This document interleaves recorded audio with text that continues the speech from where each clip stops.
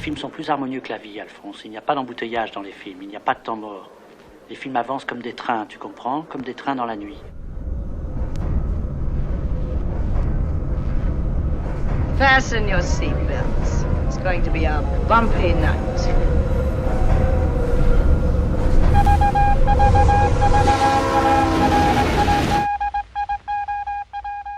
Bienvenidos y bienvenidas a un nuevo episodio de Los Trenes en la Noche, este podcast de cine que comparto con mi queridísimo Fernando Jiménez. En esta ocasión vamos a estar hablando de la película His House, del director británico Remi Weekes. Es una película que estrenó en Sundance el 27 de enero del 2020 y curiosamente a unos días después de la película de nuestro anterior episodio, Relic, que estrenó Escuchen nuestro episodio pasado. Relic estrenó 2 días antes, el 25 de enero de 2020, ahí mismo en el Sundance Film Festival. Fue un año cargadito de casas embrujadas en Sundance. Y bueno, justo ahorita les hablaremos un poco más del argumento, pero es una película que bien puede entrar en estos tropos de las casas embrujadas. El director es Remi Weekes, él está también en la parte del guión, pero pues la historia es de 2 escritores llamados Felicity Evans y Toby Venables, que solo tienen otro crédito en un cortito que se llama Percival, que está por ahí en internet, un cortito... Que no se lo recomendamos tanto, pero ahorita lo comentamos. Es su único crédito como guionistas. En la parte de la edición está Julia Block, que ha trabajado en varias de las películas de este director Jeremy Saulnier. Blue Ruin, Green Room, Hold the Dark, muy buenas películas, muy buen director, y la editora ha trabajado con él y en esta película. El director de fotografía se llama Joe Willems y él ha trabajado en varias películas de los Juegos del Hambre. Ahí para los que les gusten, tiene varias partes de su filmografía allí en esa serie. También en esta película Hard Candy de David Slade, esta película con Ellen Page del 2005.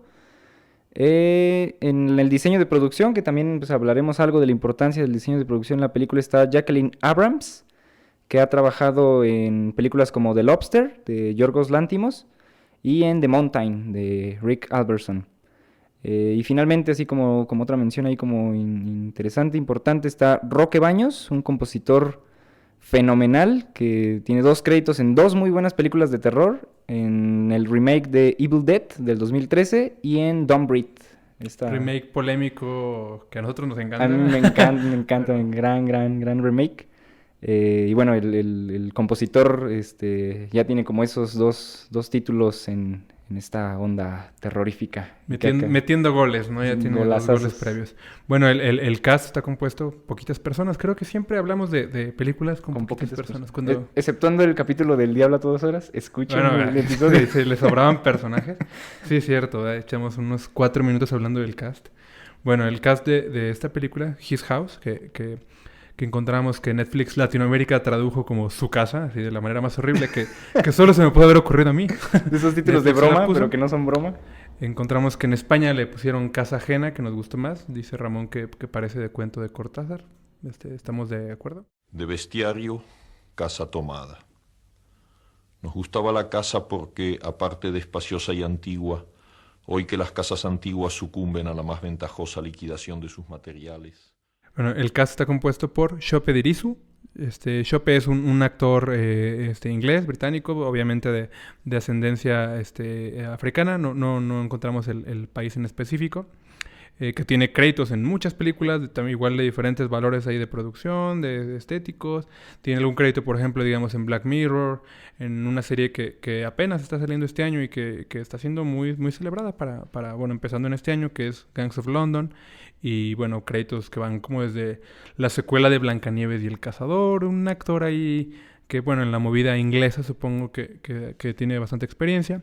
La actriz es Gunmi Mosaku, que, bueno, si Shope Dirisu tiene experiencia, Gunmi Mosaku tiene mucho más, ¿no? Y es de estas personas que ya han pasado de Inglaterra a Hollywood, regresan.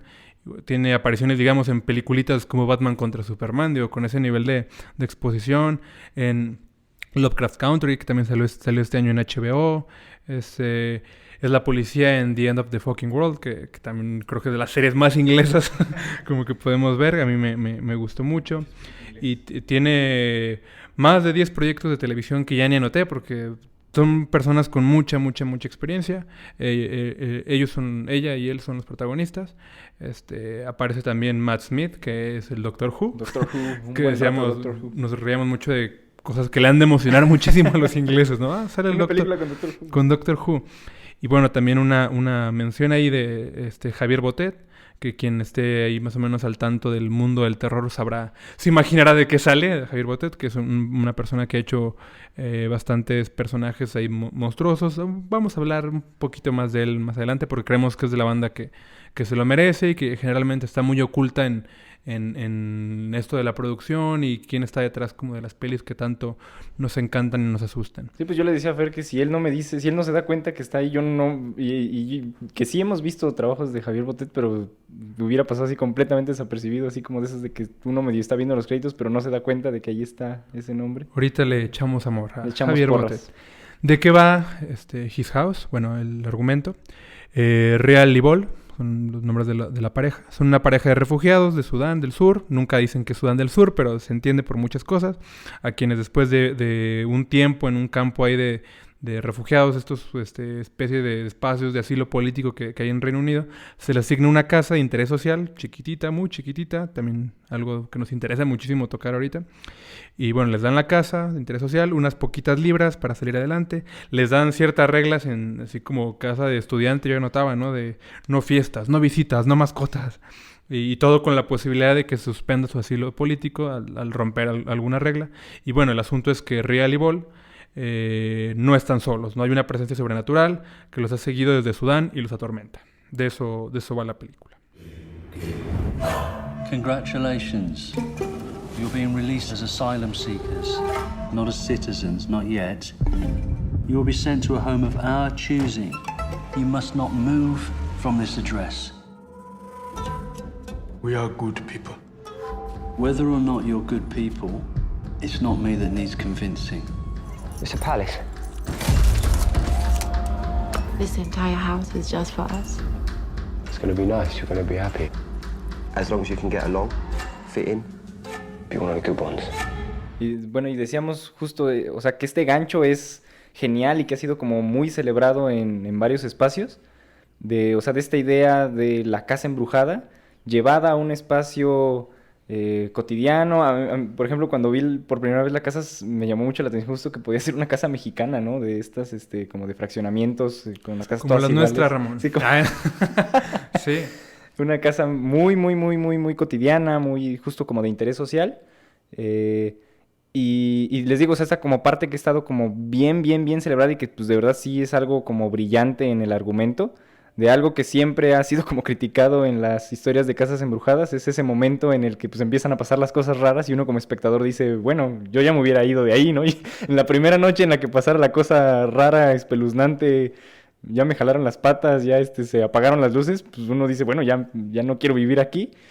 Y de que pues luego ahí hay como muchos rebuscamientos de cómo hacer de que los personajes se mantienen en el lugar, pero acá justo por el antecedente y por el contexto sociopolítico que propone la película, pues sí es como el gancho brillante que los mantiene ahí, o sea, no pueden salir de la casa porque van a ser repatriados a Sudán del Sur. Y bueno, nos encanta que hable de Sudán, del conflicto. Hasta hacíamos ahí un comentario antes de grabar de que nos gustaba cómo está planteada este acercamiento a la cultura africana, que decíamos que África sigue siendo de lo más desconocido del planeta, porque sistemáticamente, estructuralmente, ha habido muy poca sensibilidad para acercarse a la cultura, a los temas. Siempre es el chiste africano, decíamos, ¿no? Del tambor, del Rey León. Pensábamos en Black Panther, que nos gusta mucho, pero pues no trasciende el chiste, ¿no? De hecho, ahí sí que se asienten estereotipos, ¿no? Sí, y los trajes y los africanos sonrientes tocando el tambor y bueno, cosas que pues deberían haber sido rebasadas hace muchísimas décadas y que ahora, de pronto en una película como esta, que nos llama la atención, que es el director tiene ascendencia afro, el actor tiene ascendencia afro, la actriz es de Nigeria, no sé, de pronto aparece una producción que con tanta potencia nos nos brinda otro acercamiento a los significados de la cultura africana y a través del lenguaje del terror, que es lo más extraño, lo más diferente. Desde que vimos la película yo le dije a Ramón, y últimamente lo digo mucho, pero dije, esta es una película diferente, es única y es algo que no he visto, ¿no? Y es raro decir de una casa embrujada, ¿no? Hablábamos de Relic en el programa pasado y decíamos justamente que era una película refrescante. Yo hoy lo voy a repetir porque creo que hay que repetirlo, ¿no? También His House en este año, en esta película tan extraña, que también sale de ninguna parte, siendo la primera película de Remy Weeks, también nos toma por sorpresa, ¿no? Y a través de su propio lenguaje, de su historia personal, de sus búsquedas, hace una propuesta de terror bastante extraña, ¿no? Ramón y yo discutimos mucho de cuando vemos el cine asiático, cine que surge de otras cosmogonías en general, diferentes a la occidental o a la católica mexicana, ¿no? Que vemos películas de terror y pues el fantasma y el perdón y que le echan agua bendita. La redención, que regresan los huesos a la tumba y ya descansa en paz y bla, bla, bla, bla, bla. Y cuando cambiamos la hoja un poquito, acercándonos a otras maneras de mirar el mundo, nos deslumbran producciones como esta, ¿no? His House es una película esencialmente inglesa, decíamos, la producción, el director, la gente que está ahí, la actriz, todo lo que circunda His House es de producción inglesa. Pero la cosmogonía en la que está basada la historia tiene que ver con Sudán, ¿no? Con esta criatura extrañísima, este brujo que se llama Aped. El brujo nocturno. Sí, o sea, creo que justo esa es como lo valioso de la diversidad, ¿no? O sea, de cómo meterse en un campo, o sea, que en realidad funciona a través de los clichés, ¿no? Y que, por ejemplo, o sea, los personajes también de alguna manera se ubican un poco ahí. Recuerdo este momento en el que justo acaba de ocurrir el primer como susto de la casa, que le ocurre al personaje de Ball. Y está ahí como de que escuchando las cosas raras, crujiendo las paredes. Y ya así, ya como que pasó así como los brincos y demás. Dice una cosa así como... what a strange country, qué país tan extraño, ¿no? Y en ese momento como que resuena como toda la tradición de las casas embrujadas totalmente inglesas, ¿no? O sea, de cosas que también hemos hablado, por ejemplo, en el programa de Peter Strickland e In Fabric, por ejemplo, estas historias clásicas de M.R. James, toda esta tradición que pues en realidad pues, se desarrolló en muy buena parte en estas latitudes, ¿no? Y que de repente justo se ve revitalizada al ubicarse en esa misma semilla geográfica, pero nutrida y volteando a otras fronteras. Y precisamente, bueno, al hacer este movimiento geográfico, pasar de la típica mansión, ¿no? Que todos tenemos mansiones y nos identificamos obviamente con las mansiones, sí, porque con grandes jardines. Qué miedo mi laberinto gigante. Nuestras mansiones gigantes. De arbustos. Nuestros cuartos gigantes llenos de fantasmas y demás. Al hacer el movimiento geográfico y geopolítico, también cambian un poquito los dispositivos del terror, ¿no? ¿Qué es lo que asusta acá? Desde que empezamos el proceso ahí de asilo político, unos inspectores ahí como la migra inglesa, súper groseros, despectivos, y que se vuelven espeluznantes, ¿no? En la manera en que le hablan a la gente. Digamos, el mismo vecindario, hay unos asuntillos ahí que estamos luchando también por no arruinarles nada, porque tiene varias sorpresas esta película y también es algo que tocaremos ahorita más adelante, pero convirtieron un barrio que parece cualquier barrio, decíamos, de interés social, parece cualquier colonia de aquí de Infonavit de México, y lo convierte en el escenario de lo espeluznante, ¿no? Lo convierte en la típica, prototípica mansión embrujada. Y de pronto los cuartitos son terribles y también ahí hay puertas y también hay ventanas ahí, y todo lo que les pasa a los personajes también se proyecta en ese tipo de casas, en ese tipo de escenarios, y al hacer ese movimiento de pasar de la mansión a la casita, gana muchísimo, ¿no? Y nos hace que todo parezca refrescante, ¿no? Y, o sea, también, o sea, recuperando como la tradición o las referencias que pudiera tener la película, Por ahí encontramos de que el director en varias entrevistas se refiere como a quizá a la más obvia, al más obvio título que pudiéramos pensar de este tipo, a The Shining, El Resplandor de Stanley Kubrick.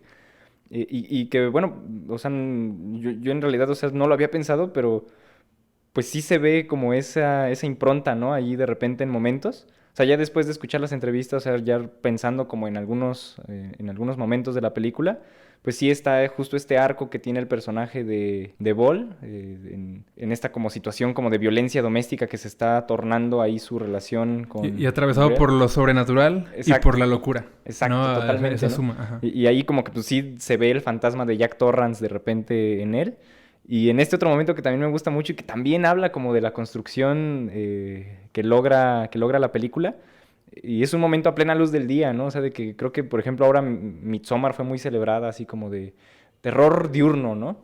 Pero pues creo que sí hay un montón de películas que recuperan esto, ¿no? O sea, de que creo que hay como este balance de este tipo de películas que de repente el momento de la noche es ese momento de suspenso y de tensión en el que todo está ocurriendo y ya de repente amanece y parece un momento de tranquilidad, ¿no? En el que ya a la luz del día parece que los fantasmas desaparecen, pero acá no, acá justo hay una escena en la que el personaje de Real sale a la calle y se pierde, o sea, de repente las calles se vuelven un laberinto y ahí, o sea, pensando otra vez como en esta parte de relacionarla con El Resplandor, como esto que hablamos como de las mansiones o de los hoteles lujosos y enormes, de repente las calles de una ciudad desconocida para este personaje se vuelven un laberinto también.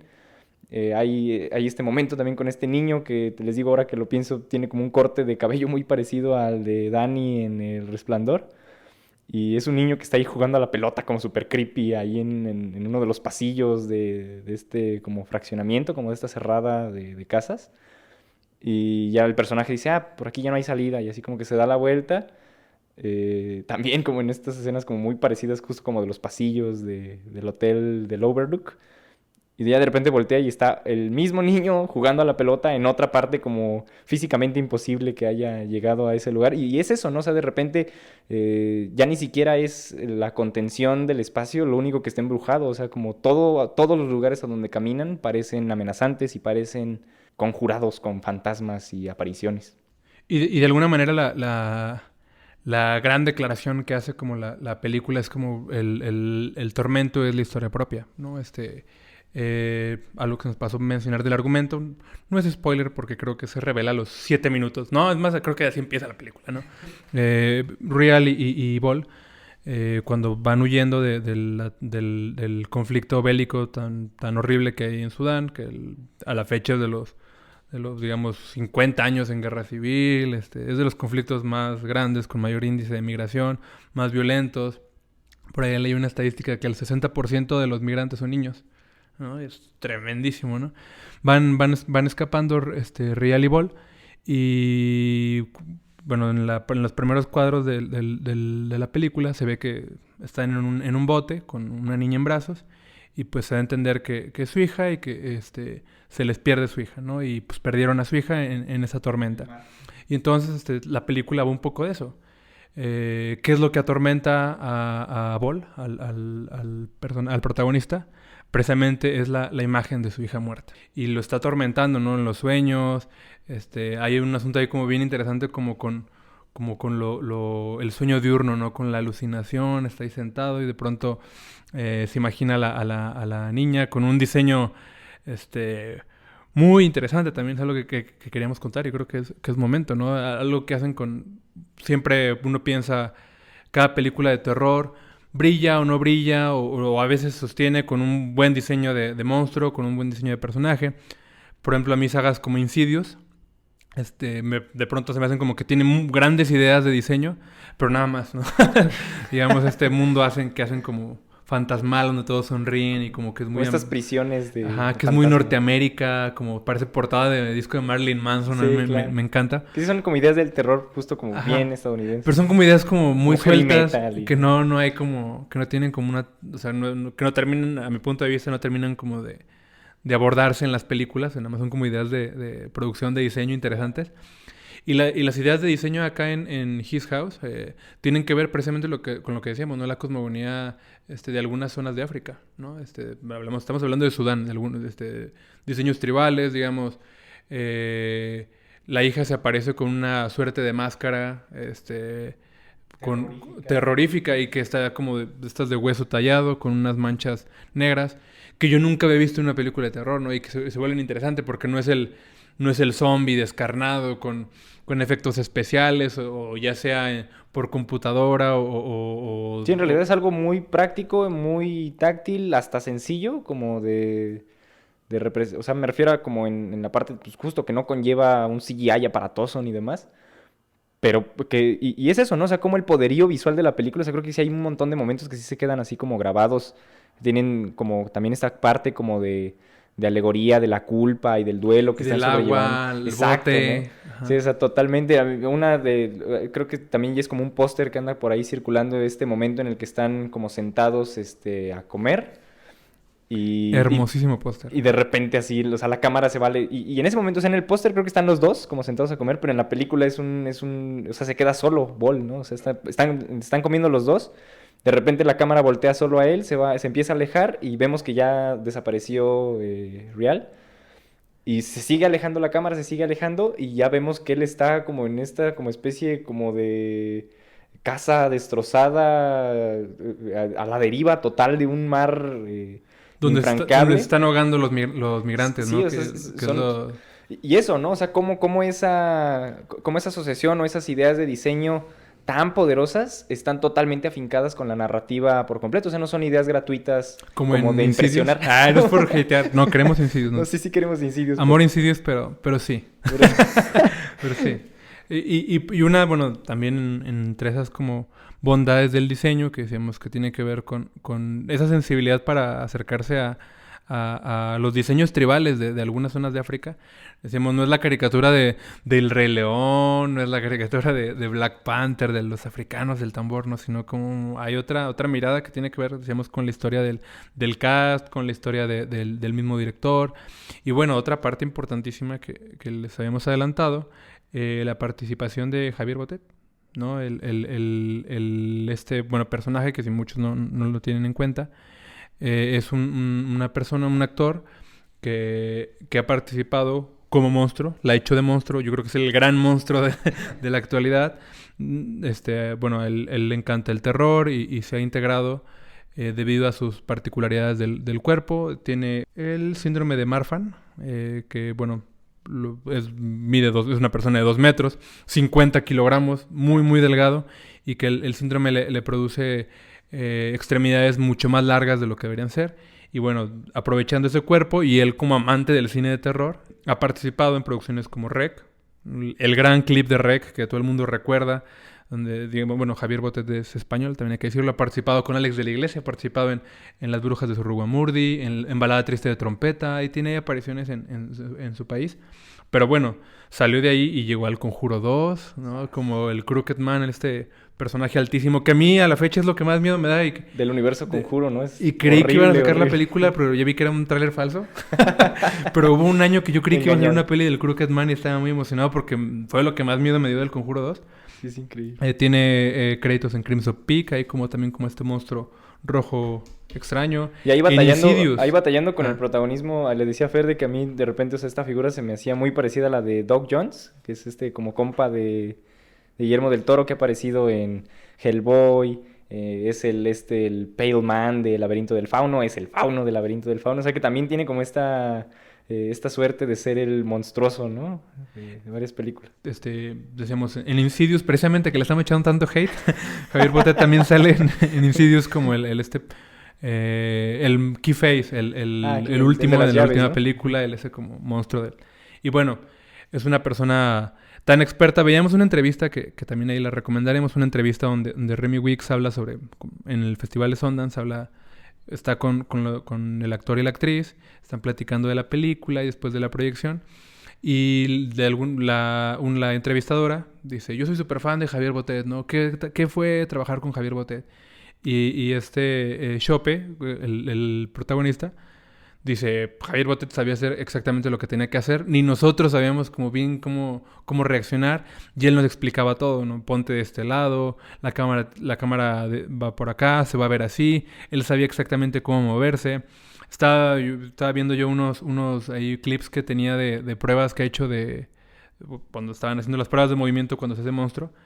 Y bueno, muestran los clips y parece que tiene como movimientos parecen como editados por computadora y no, él sabe moverse así. Él sabe cómo se tiene que mover para lucir espeluznante. Y aquí en His House, en la aparición que hace, breve, pero significativa, como todas las de Javier Botet, es algo parecido, ¿no? Dice el actor, no, yo no me tenía que... Él no resolvió todo, volvió todo más fácil, ¿no? Y bueno, también es como, se nos hace importante ahí reconocer porque son estas personas que siempre están ahí en la industria. También tiene un crédito en Covenant, en Alien Covenant, como un xenomorfo. Para alguna de las escenas supongo que buscaban un movimiento más orgánico o algo así. Y bueno, de estas personas que uno no sabe dónde están, que no son el director, no tienen ningún tipo de reflector. Y pues bueno, ya en la tradición del terror pues se nos hace interesante y una idea de diseño precisamente, ¿no? Bien pudo ahorrarse unos pesitos, ¿no? Hacer un mono ahí raro con otro tipo de brazos y piernas, pero sabían lo que representaba a nivel de pantalla a alguien como Javier Botet, ¿no? Que yo creo que le comentaba a Ramón que es la persona como con más experiencia de todo el cast, ¿no? En el mundo del terror. Ahí cuenta también en esa misma entrevista que les comento, Gunmi, la actriz, que ella no ve terror, no le gusta el terror, que ella le da mucho miedo, que ella no podía ver la película, así que la termina y ella decía, pues que se imaginan que cuando uno graba terror, pues está espantando todo el tiempo y no es así. Dice, pues estamos bromeando y volteé a ver al director, todo el tiempo estuvimos como muy felices, ¿no? Dice, y ya cuando la tuve que ver, pues me costó trabajo porque yo no veo terror, ¿no? Y es una persona, bueno, también nos habla como el tamaño de actriz, ¿no? De la química que pudo generar con Chope y demás, porque, digo, una persona que no está habituada a hacer terror, hace una película de terror que funciona a la perfección. Y también es algo que me llama la atención a mí del director, de nuevo se me olvidó el nombre. Remy Wicks. Le quiero decir siempre Mick Mill, que es un rapero, que no tiene nada que ver con Remy Wicks. Pero eso es lo que me llama la atención de Remy Wicks cuando hablábamos de sus cortos. Bueno, tiene... Creo que no lo hemos dicho. No hemos dicho del corto, justo la primera como inmersión de Remy Wicks en esta onda. Bueno, ya más directa, quizá en algunos de sus promocionales y videos musicales también hay ahí como alguna idea de lo sobrenatural y del terror, pero ya verdaderamente el corto de terror directo se llama Tickle Monster, como el monstruo de las cosquillas. Recomendadísimo. Súper corto. Así no les queremos contar nada, pero tienen que verlo. Y hay cosas interesantes que van a decir, qué bueno que lo vi. Véanlo así sin saber nada más así como para, pues justo como seguir relacionando. ¿Corto de cuánto durará? 2 minutos, como 3 minutos. Sí, es un cortitito, súper potente y bien interesante. Por ejemplo, esto que empieza con el chavito rapeando, claro, como en su cuaderno, se me hace como una gran idea. Todo... Y todo ocurre también ahí hablando como de la contención de los esposos. Todo ocurre en el cuarto de este chico. Y también le decía a Fer, o sea, que a mí me recordó mucho como a las estructuras como tan sencillas pero tan poderosas que ha manejado el director David Sandberg, el director de Lights Out, que también en esta película, en His House, hay una escena que recuerda esos momentos de construcción y de manejo del terror con las luces, apagándose y prendiéndose. Si alguien no lo recuerda, bueno, fue famosísimo en el internet, ¿no? Eso es como cosas que de hecho, triunfaban en el internet. David Sandberg, o sea, le debe su carrera, y él lo ha dicho, ¿no? O sea, y está orgullosísimo, y a mí me encanta que lo diga siempre que puede, y que siga teniendo como una comunidad allí en YouTube, en su canal. O sea, fue de estas personas que subió este corto, famosísimo, también lo pueden encontrar. Que allí. es donde están prendiendo y apagando como en un pasillo.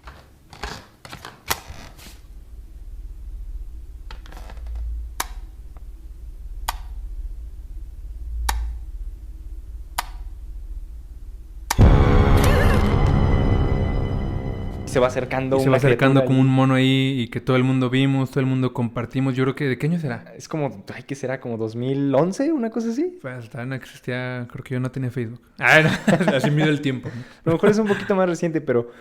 o sea, ¿cómo hace esa...? O sea, él ha dicho, por ejemplo, en entrevistas, ¿no? O sea, de que lo que quiere contar en esos cortos es simplemente una ubicación que está a disponibilidad de él como realizador, y de cómo la vida común del personaje que tiene en muchos de sus cortos es su esposa, la que hace, la actriz que aparece en varios de sus cortos es su esposa, Lota, creo que se llama, Lota. Y pues que en realidad, o sea, lo único que tratan sus cortos es de ella siendo, habitando ahí como en lugares cotidianos comunes y de repente siendo invadida, molestada por entidades sobrenaturales. Y eso es un poco lo que ocurre en este corto de Remy Weeks, Tickle Monster, y pues le digo, se resuelve en realidad rapidísimo y es una idea sencilla pero bien poderosa y que sí espanta, no se van a arrepentir de ver Tickle Monster. Y bueno, cosas que nos llamaban la atención de su Vimeo, yo lo traía a colación de que estábamos hablando de la participación de gente que no tenía tanta, o sea, no está tan afiliada al team del terror, y el director tampoco, ¿no? Lo que encontramos en su Tickle Monster es el único corto que tiene como de terror, por así decirlo. Bueno, es que se llama Metamorfosis. Metamorfosis. ¿Se llama Metamorfosis? Metamorfosis. Que tiene ahí de asuntos, pero yo sus búsquedas yo las veo más como de estilo que como de género, por decirlo de alguna manera. Son, bueno, si entran a su cuenta de Vimeo, también recomendada, pues porque síganlo, porque gente que nos está gustando lo que hace. Y tiene cosas tan extrañas. Yo cuando lo abrí esperaba encontrar cosas como cuando hablamos del el programa pasado de Natalia Erika James, ¿no? Sí, de que ella sí tiene que toda tiene todo de terror y que se nota que su filmografía. escuela es el terror y lo que quiere hacer es terror. Y esperaba encontrar algo parecido, pero cuando encontramos el Vimeo de Remy Weeks, es un ejercicio ahí como de con unos paraguas, con otro como con unos vestidos, con unas telas. Sí, son como ejercicios experimentales como para ir calando y descubriendo el medio, pero pues que sí le han redituado, ¿no? O sea, en esta su primera película, creo que hay esos descubrimientos que hizo. Justo por eso lo estoy diciendo, porque para que tu primera película sea de terror y sea una gran película de terror, de wow, ¿no? Porque no se nota que, o sea, él podría hacer otras cosas, ¿no? Así como que no sé si le sigue interesando el mundo del terror o que vaya a ser como su sello, su marca el terror. Porque bueno, pues no creo que solo eso sea lo que le interesa, o no es lo que vemos hasta ahora en su catálogo. Pero sí llama la atención que su primera película sea un éxito de terror, ¿no? Y bien planteada y muy celebrada. Y tiene sentido. Cuando él le preguntan así en esta misma entrevista, porque creo que ya hemos hablado más de la entrevista que de la película, pero en esa entrevista... Bueno, para no revelar muchas cosas. Para no spoilerarla, no arruinar la película, la entrevistadora le hace el comentario, ¿no? De, sí, tú tienes experiencia como en comerciales y demás. Y él precisamente dice, sí, es que me interesa todo. Me interesa la fotografía, me interesa la luz, me interesa las coreografías, habla del diseño de arte. Es que me importa muchísimo cómo funciona. Tiene esos trabajos, también tiene como fashion films que les llaman, o sea, como para comerciales de ropa, de diseño y demás, y donde también pues hace cosas experimentales. Por ejemplo, que yo las vi al principio, y de hecho yo le dije a Ramón, ahí me cayó gordo su corto ese como de ropa, ¿no? Pero después de que lo escucho diciendo, es que me interesa la textura, me interesa el color, y cómo teniendo en cuenta como ideas en textura y en color puedes contar una historia. Claro. Se vuelve como muy claro en His House, ¿no? Un asunto digamos, estamos hablando mucho de la casa, pero específicamente los cubiertos, el piso, sí, hay una papel tapiz. Hay una sensación bien táctil en toda la película también, ¿no? O sea, y desde el principio, o sea, cuando llegan, hasta desde antes, ¿no? Recuerdo mucho este plano detalle de cuando van así como a su entrevista de que ya los van a sacar ahí como de ese asilo. Y hay un plano así bien bonito que me gusta, así como primer plano de ella abotonándole un botón a la camisa. Está mal dicho eso seguramente, pero... Suena muy mal, pero no encuentro... no creo que sea ilógico. Pero bueno, así súper cerquita se ve el botoncito así poniéndose y le aplana así como la camisa con las manos. Así hay una sensación así como súper táctil. Llegando a la casa también recuerdo este momento de que... O sea, está también todo esto de las paredes... de cómo se acerca, cómo pone las manos y la oreja y lo pega. Esto de la pizza que abren y está llena de bichos. Así hay como hay mucha sensorialidad en toda la película. Y pues hablando también, o sea, de cómo está inmersa en estos terrenos, pero pues bien podría tirar para otros. Recordé una cita estaba viendo un documental sobre casas embrujadas, precisamente como para ver un poco de este tema. Y en una entrevista que le hacen a Andrew Douglas, este cineasta que hizo el remake de El terror de Amityville, esta película Bueno, el remake no muy bien tratado, pero la original de los 70s es una película de casa embrujada muy famosa, El terror de Amityville. Y este director, Andrew Douglas, dice algo que me gustó mucho, que dice que la mayor parte o muchas de las historias de casas embrujadas son en realidad dramas familiares glorificados. O sea, que todas estas podrían ser en realidad otros temas, ¿no? Y que, pues, o sea, por ejemplo, vemos en El Resplandor, pues en realidad podría ser pues justo la violencia Drama doméstica, el familiar, alcohol, el abuso familiar, por ejemplo, en muchas películas de estas de terror que también ya hemos mencionado, asiáticas, en Ju-On, en El Aro. O sea, en realidad ahí lo que está es la violencia doméstica y el asesinato de personas en su hogar. Y se habla mucho de que el terror siempre es metáfora, ¿no? Claro. Entonces, y tiene sentido, ¿no? La casa es una metáfora de la violencia doméstica. Sí. Wow, ¿no? Así que... Y que acá, o sea, justo ya eso ya lo habíamos platicado un poco con esto de relacionarla con El Resplandor, de que hay momentos en donde parece girar hacia allá, pero ya luego recupera como su tradición de esto de estar apuntando a las cosmogonías y a las historias, a los relatos de Sudán del Sur. Y pues otra vez se mete al team del terror, pero pues de que podría ir tirando a otros lados, ¿no? También, por ejemplo, ahorita de que nos causa mucha curiosidad, pero también así como mucha extrañeza del próximo proyecto de Ari Aster, de que dice que va a ser así como que va a durar 4 horas, ¿no? Sí. Ya amenazó con que va a durar 4 horas y como se echó como casi 3 con... y de que dice que ya, o sea, de que sí va a tener como ambiente de horror, porque ya va a ser otra historia, como ya... O sea, ya creo que está como apuntando como al Bergman que ya quería hacer que ya le hace guiños en Midsommar. Y de que, o sea, pues en Hereditary y en Midsommar, pues ya apunta así justo a otras cosas que son más allá del terror. O sea, como que se quiere despegar quizá un poco de ese team, pero pues de que al final de cuentas, pues sus trabajos y sus experimentos y sus grandes éxitos, pues han estado ahí. Pues habrá que ver qué otras cosas e intereses le llegan y desarrolla este director, Remy Weeks. Que también es súper joven, ¿no? Súper, Cosas que nos llaman la atención Sí. decíamos, del programa pasado, Natalie Erika James, de 30 años. De Remy Weeks, que no encontramos la edad, pero también le calculamos unos 35, dice en una entrevista no sé. que es de esa generación que veía Hey Arnold. Entonces, veía Hey Arnold. Entonces, súper joven, ¿no? tiene que ser joven, ¿no? Bueno, no tan joven, hay gente más joven, pero nos llama la atención, ¿no? Cómo vienen gente tan joven y con una mirada tan fresca. Nos plantea esta película que pues, obviamente es recomendadísima. Vean His House, el contraste del Sudán violento con el Londres de interés social es tremendísimo, ¿no? Pasan de pronto, hay flashbacks de los disparos, las masacres. How quickly you forget everything we went through to get here.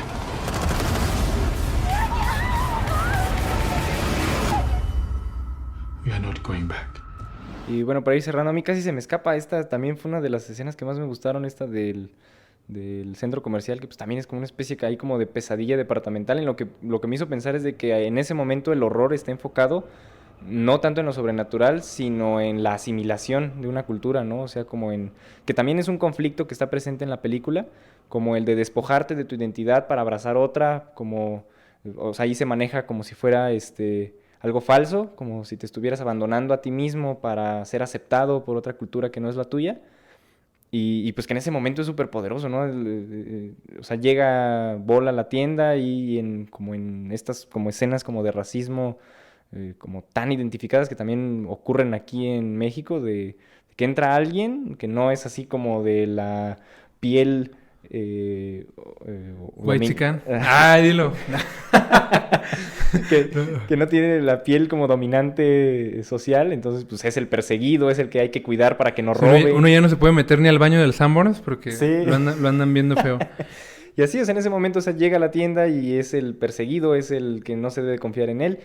Y él en realidad, o sea, creo que lo más duro de ese momento es de que, por supuesto, no es una amenaza, pero él mismo empieza a ver la ropa y empieza ahí como a querer probársela y ve los pósters gigantescos detrás con gente súper blanca, que son como las figuras de ahí de la tienda y de la sociedad dominante, y pues que él quiere ser parte de eso, ¿no? Y que eso es durísimo y que justo se le cuestionará después ahí en un diálogo con su pareja. Y por eso de pronto se vuelve un gran título, ¿no? La película, que justo antes de que comenzáramos a grabar, nos echamos un ratito hablando de eso, ¿no? De Decíamos, his house, ¿cuál es la mejor traducción? Su casa se nos hacía bien feo, casa ajena. Y yo le decía nuestra casa, pero no esa es la idea. Y precisamente es la discusión que tiene. ¿Qué significa la casa? ¿Qué significa el hogar? De pronto los personajes, no, pese a que los está espantando ahí el Aped, lo que sea. El brujo. Están muriendo de miedo. Él grita, no me voy a ir porque esta es mi casa. ¿Y cuál es su casa? La que le prestó el Reino Unido y de la que él no se quiere ir porque no quiere regresar a la que es su casa, ¿no? Y bueno, hacen toda una discusión sobre la pertenencia, pero tanto privada como política, y se llena de metáforas, lo que es la casa política, la casa personal, lo que es Sudán, a lo que es la nueva casa, la misma historia, ¿no? Que ahí se trabaja como si fuera su propio hogar, que quieren dejar, la balsa, todo está lleno de metáforas sobre pertenencia. Y pues bueno, es una película que nos sorprendió muchísimo. Esperamos más de Remy Weeks, no sabemos. Yo estoy casi seguro que no va a ser terror él, no, su carrera no va a ser de terror. Ya veremos, pero recomendadísima. Está en Netflix, decíamos desde el 30 de octubre. Véanla, ojalá que les guste. Y pues nada, nos escuchamos en el siguiente capítulo de Los Trenes de la Noche. Ramón no dijo su nombre al principio, pero Dios. Este fue también Juan Ramón Ríos. Nos vemos en el próximo capítulo. Muchas gracias.